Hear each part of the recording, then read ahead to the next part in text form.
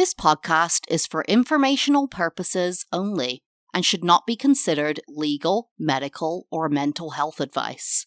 The views and opinions expressed by the host of My Brain is a Wonderland are exactly that, views and opinions.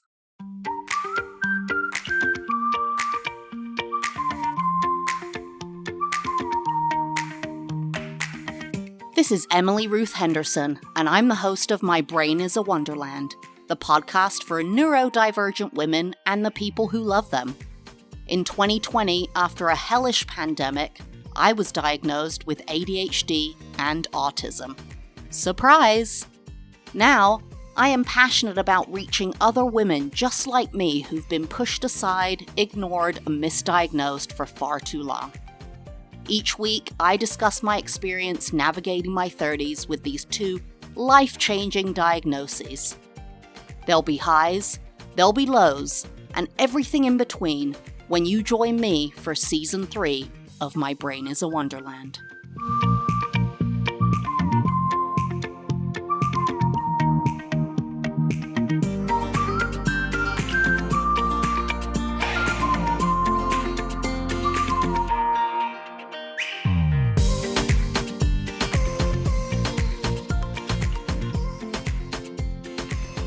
Hello everyone, welcome back. You're here with your host Emily, and today we are continuing the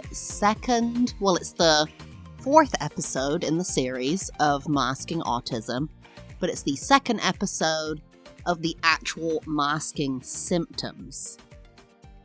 So when I first started this series, I outlined how there had been a questionnaire done. Something like 400 autistic adults and 400 non-autistic adults were asked to report back their experiences and symptoms with masking. And 3 different types came out. One of them was compensation, so behaviors that compensate for certain things. The other one was, I want to say, assimilation.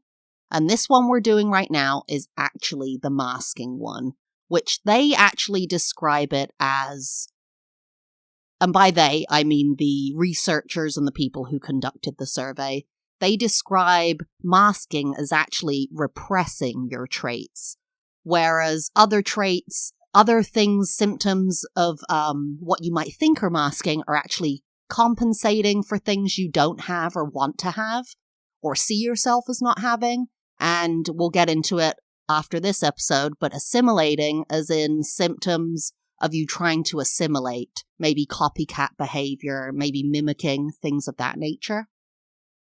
So last episode, I did the first 3 of 7 symptoms of masking or repressing your autistic traits, and I'm going to do the other 4 today. And just full transparency, or I don't know, prepping you, a lot of these symptoms, these statements to me, seem like they go hand in hand. It's hard for me even sometimes reading one after another to think, how is that different? So these might have some crossover, and even if you're not autistic, but you know someone who is neurodivergent, has ADHD, is struggling with depression, these symptoms may be similar to what they're dealing with. Also, if you have ADHD, you're more likely to have autism as a comorbidity and vice versa. So definitely listen. Even if you have ADHD or think you might have ADHD, you'd be surprised what you end up being diagnosed with sometimes or not diagnosed with. So let's get started on the 4th symptom. So the 4th symptom or sign that you're masking autism or repressing your autistic traits is continuous monitoring and an adaptation of your body language and facial expression to fit social norms. So I actually did read these before we started this episode, which I don't usually do. But the first thing that actually came to my head is, what are social norms and how do we know them? This is where I sometimes get into trouble in social situations or at work, because I do monitor my body language and facial expressions and then adapt them to what I think is needed in a situation. But the thing is, if I've misinterpreted the social norm, then that's a problem, because I'm trying to cater my response with my body and my face to what I assume is the social norm, and actually that's not correct. And it's actually difficult for me to think of something, an exact example or a full example, because I don't always know when I haven't met a social norm. There has to be some kind of consequence or reaction, right?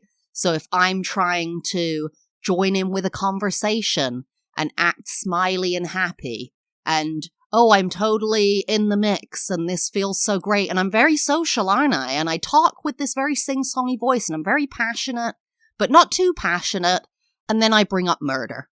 Because it's something I'm passionate about, it's a hyperfixation, true crime, and I think, isn't this what people want to hear? They want to hear what you're actually interested in. No, they don't. No, they don't. So that's actually a social norm I break all the time. When people say, how are you? They aren't necessarily wanting to hear how you actually are, right? But how would we know that? How would I know that at work? That when someone says, how are you? That they don't actually want to hear how you are. They just want to hear, I'm fine. And for you to say, hey, I'm fine. How are you? Okay, great. Like a greeting. That actually makes me think of cultural differences, because in England, in the UK, where I'm from and grew up, the common greeting is, you're right. You're right. That's, are you all right? As a question. And you're not actually supposed to respond. They don't want to hear, yeah, I'm doing all right, actually. Had a bit of a wobbly with, my mom yesterday, but doing okay. How are you doing? And then actually waiting. They're looking for a, you're right? You're right. They're looking for a mirroring of that response. That when they say, you're all right, you go, you're right. It's like a greeting saying, hey.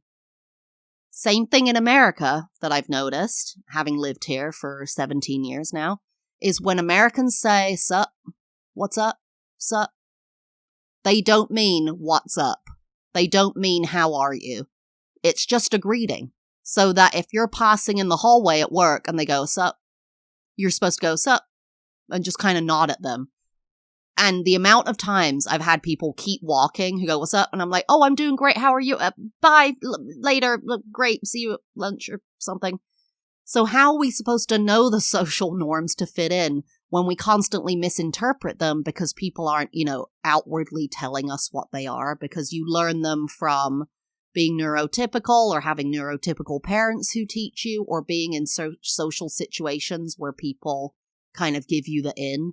So that was my first one is, yeah, I absolutely do try to change my behavior, but I often get it wrong because I think maybe I shouldn't smile here because smiling comes off as too flighty. But actually, if I don't smile, I come off as angry.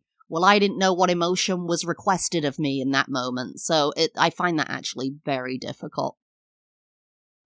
Okay, the second one for this episode, but the fifth symptom that you are masking or repressing your autistic traits is overly focused on managing your own facial expressions and body language in social situations.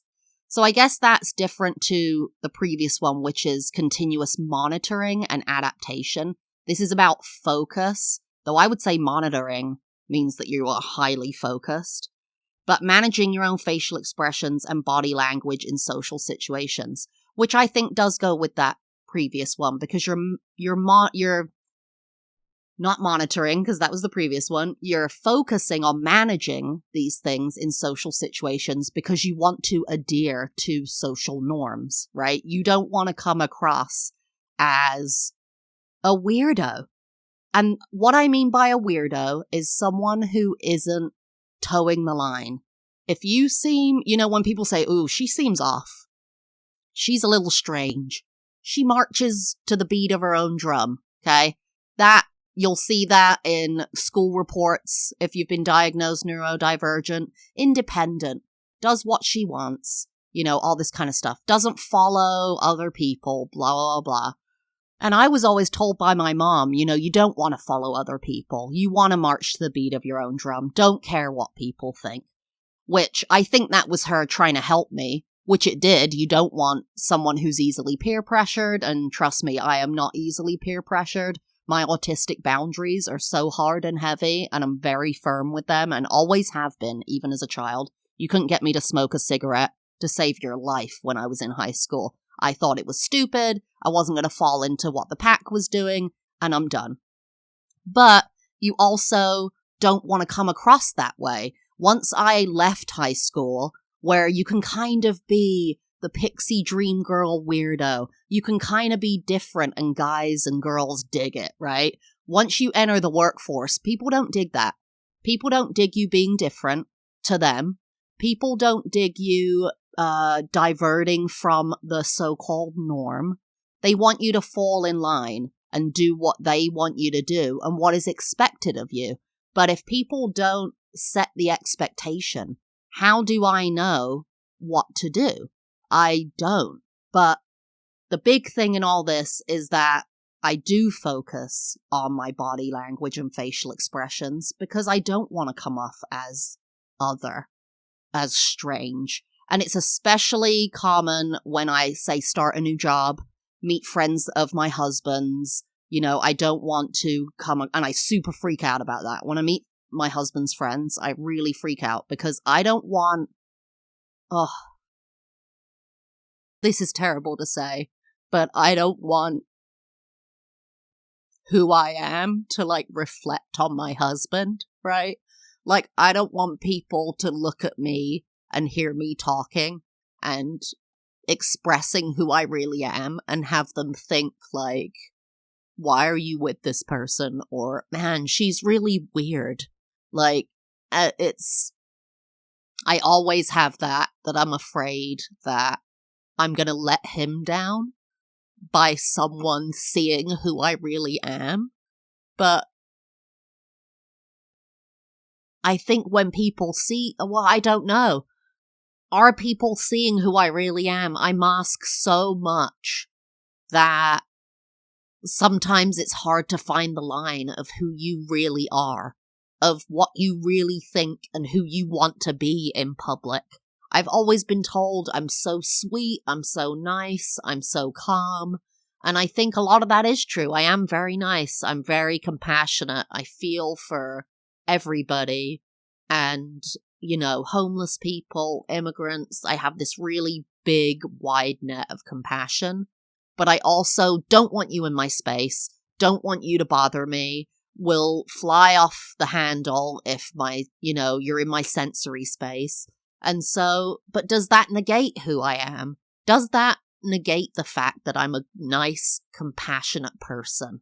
The fact that I have sensory issues that I have to react to? There's no way I can't react to them, you know? But I really, struggle with that, trying to fit in, trying to be my best self, but just wanting myself to be enough for who I actually am to be okay, and that certain traits don't cancel out other traits. Like I said, if I'm a happy-go-lucky person, just because I had a wobbly right there. I think I've used wobbly twice now. What British show have I been watching lately? That doesn't reflect on who I actually am. That even though you can have those stressful moments where you get angry, you are still the kind, sweet, compassionate person that you are. And I struggle with that, trying to find the line of who I am, where that stops, where perceptions begin, where who I'm trying to project begins and ends. I guess everyone who's neurotypical goes through that, especially if you're in like a corporate job or you have a family that doesn't support you, or a family that's more formal, you know, like where it's not like casual at home. There's lots of ritual and kind of you need to be a certain way. But yeah, I lost my train of thought, but yes to that second one. All right, the third one for this episode, but the seventh or sixth symptom or sign that you're masking autism and repressing your traits is feeling compelled to make eye contact, even if it feels uncomfortable and overwhelming. So I have a specific story about this that I may have told like 50 episodes ago, maybe in the first episode, I'm not sure.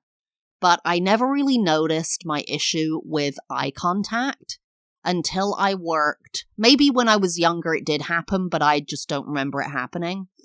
I worked at a museum in a front-facing position. So I dealt with the public all day, and it was a small company. There were maybe like 100 people working there total. But that's a lot in one building. And so it's not too much that you wouldn't know everyone. I currently work in a building of like 400 or 500 people, so you almost don't know anyone there. And you just walk by people and people are like, hi, but you don't really know each other. But when you're in a building with like less than 100 people, like a school class size or something, you kind of are expected to know everyone because you work together with them all day, doing everything together. And so in this front-facing position, I'd be approached a lot by the public, face-to-face, and I'd constantly have coworkers walking by, being like, hi, how are you? What's going on? Blah, blah, blah. And I specifically remember, and this was right around when I was getting diagnosed. I was about to be diagnosed. I was on the waiting list, but didn't really know what I was going to be diagnosed with. We thought ADHD. Had mentioned autism, bipolar, some things like that, but didn't really know. And I remember it happening several times where this person was talking to me, like different people would talk to me, and just be saying, oh, how are you? And what's going on? Or like, I need to talk to you about this because it's my boss or something. And I would be looking behind their head. So instead of looking them in the eye or even on their face, which actually oftentimes I look at people's mouths because I have an auditory processing disorder. So I almost always watch people's mouths when they talk. Otherwise I won't get anything they're saying. But I was looking past their face. So behind their head. And what happened multiple times is people turned around. So because I was looking past them, they would turn around thinking I was looking at someone that, say, we both knew, or a customer was coming up who was irate. So I was looking like, get out of here, someone's coming, or our boss is coming. And there was never anyone there. And I started noticing that these people would look behind them. And then it clicked, oh, they're looking behind them, to the left or the right, because, when I'm looking over their shoulder to the left, they look to the left, And that's when it came to me that I struggle with eye contact. Not generally, not like how someone who is maybe a level 3 autistic person might struggle to look anyone in the eye at all at any time. Right? And that's because their brain filters are more open. We have similar symptoms, same causes and same symptoms, but their brain filter is like super open. And so they're getting the barrage of symptoms and they cannot deal with looking at anyone in the eye at all or being looked at. Whereas myself as a level 1, maybe, the dam is closed a little bit more in my brain. So when I specifically struggle with eye contact is when I'm meeting someone new, when I don't know someone very well, or when it seems like very intense communication. So it's just me and one other person that I'm not super comfortable with, and they're looking at me dead in the eye and not really looking away. And actually, I went to college with a girl from Italy, and I, grew up in England, Europe, and so had lots of experiences with Europeans in Europe, but I didn't know many Italians before I went to college. And when I met all these Italians, actually culturally, Italians don't tend to look away when you talk. They look you dead in the eye. Even neurotypicals, when you're casually talking, right? You're talking, and then you kind of look away and look back real quick. That's really normal, but in Italy, apparently, and we talked about this with my Norwegian roommate at the time and his Italian friends who came over and everything, that they just look at you dead in the eye while you're talking the entire time and don't look away. And they do the same thing when they're talking to you. And they actually see it as disrespectful and rude if you look away at all, because they're like, are you not listening? Which, oh my gosh, if that really is a kind of, I don't know if these were Italian people from a certain city or area, right? Like urban versus rural or north versus south. I'm not sure. But can you imagine how intense it would be to be in a relationship with an Italian person if you weren't from a culture like that, where they just stared you down all the time? And then factor in that you're neurodivergent and you hate eye contact. I mean, oof. I remember communicating with one of these Italian women who was hanging out with us and just being like, oh my gosh. I think that's when I found out was after she left. I was like, she has the most intense eye contact. And my Norwegian housemate was like, yeah, Italians do that. And then we talked about it later that she was like, yeah, you look away. And it's strange because she was an exchange student to the UK. She'd never been to the UK. She was Italian, so she hadn't met many English people either. And maybe, you know, countries around Italy do similar eye contact. Maybe Spain or southern Spain is similar. I'm not really sure. As I say that, is Italy connected to Spain? Oh, God. Okay, don't Google that. It's fine. We're fine. Okay. And the final symptom is persistent vigilance in monitoring and adjusting your body language to project a relaxed demeanor. So this is different to the continuous monitoring and adaptation because you're trying to fit into social norms. This one is you are vigilant all the time to project a relaxed demeanor. I mean, if that isn't a paradox, I don't know what is. To be constantly vigilant of your own behavior to pretend to be relaxed. So basically inside, you're like, okay, look relaxed, you look fine. Relax, be relaxed, relaxed. And then from the outside, do you just look relaxed? I don't know. I get told this all the time at work. You're so cool, calm, and collected. Everyone loves to be around you. You're so chill. You just get stuff done and you handle it. I was called Steady Eddie at my last job because I was just I'm called even keeled all the time. Just like, wow, we don't know how you stay so calm. And it's like, because inside I am going, relax, fucking relax. Oops, sorry. Relax, stay calm, chill out, slow down. You're good. Relax your face. And I think I said this on the previous episode. When I'm on video calls or in rooms, in meetings where I'm not sure what my face is doing, or inside I'm going, relax, look normal, bro, relax, is I put my hand over my face or over my mouth. So I'll start usually like resting my chin in my hand and then often do the thing where you kind of put one finger up to cover your mouth. And kind of alternate between that as I'm on a video call or in public because I get very anxious about what my face is doing. I will burst out laughing in a meeting at something I think is funny and then realize as I look around the little cubes of people's heads like no one else is laughing and I'm like, did that come across as rude? Did it come across as not relaxed, as anxious?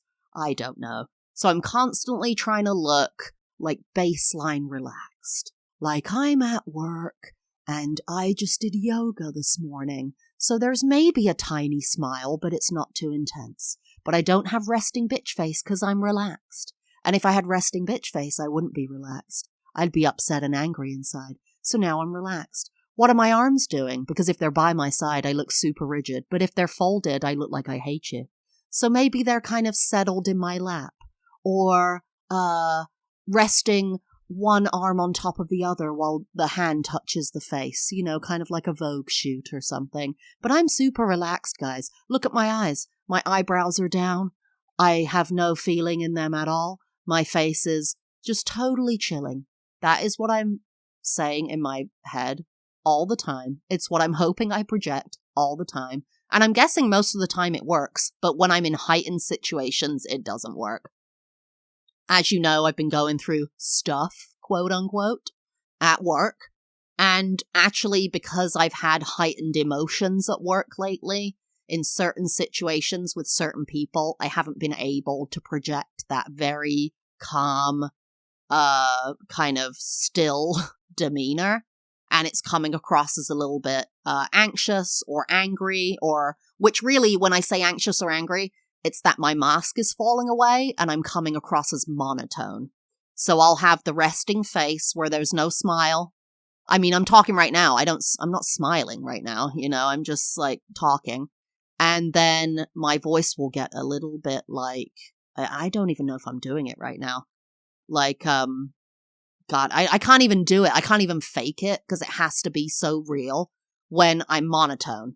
When I'm just like saying something and I don't have the hello, la la la la, da da da da. It's really difficult to not do that when I'm anxious or in a certain situation where the symptoms are just like, you can't be relaxed here. There's too much, like, there's only so much you can think about in your life, right? There's only so much you can think about and address in the moment when you have a million things. Like, I have to present to my boss right now.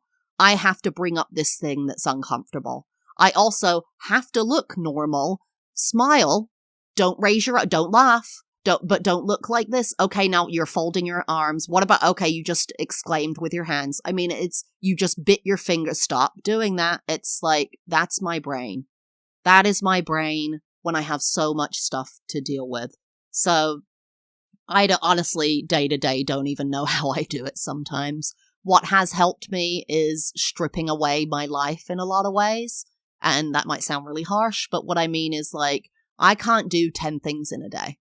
I can't call the bank, call my mom, eat 3 square meals, sleep well, get my work done, do my school stuff, have a good relationship with my husband, make sure the dogs are fed, clean the car, get the mail, pay the bills. I just can't. In one day, I cannot do that.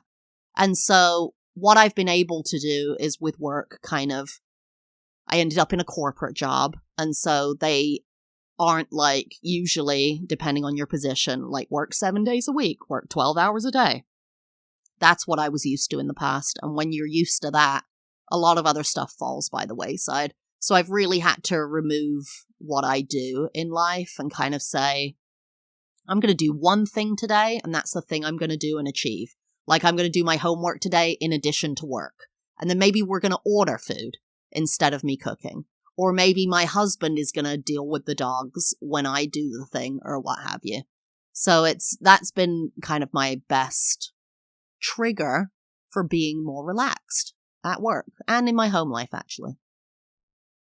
So that's the end of the episode, guys. And next week we will be talking about the masking autism symptoms of assimilation, or they say pretending.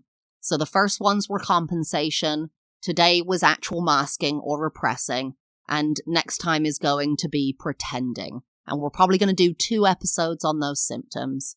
And I just want to thank everyone for their support. I'm loving reading the reviews. If you write a review on Apple, I will read it out on the podcast.